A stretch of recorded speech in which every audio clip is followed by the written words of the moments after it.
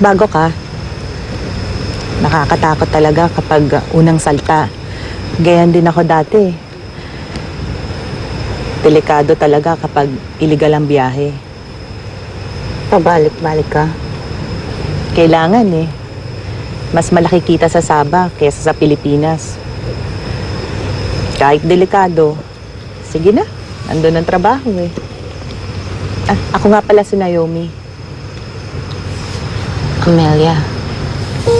Ang galing mo talaga, ate. Nako, happy, nabilib mo na naman ako. Napatahan mo to si Pangga. Dinaig mo pa si Ninang, ha? Binilin po kasi to ni nanay. Kasi daw po baka hanapin ni Pangga yung amoy niya. Salamat sa Diyos at ibinigay ka sa nanay at tatay mo. At nagkaroon tuloy sila ng matapang at responsabling anak gaya mo. Huwag na lang sana tayong mahuhuli. Pag nahuli naman tayo, di ba, ibabalik nila tayo sa Pilipinas. Buti kung ibabalik ka ng Pilipinas. Yung iba, kinukulong. Kapag nakursunadahan, ginagawa ng masama, kinagahasa. Ano nang balak mo ngayon?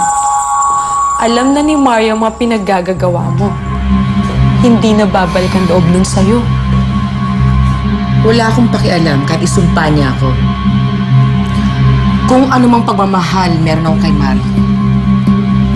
Inilibing ko na yun, kasama ng bangkay ng anak ko at ng papa ko. Mga Coast Guard, takbo na kayo! Amelia, kailangan!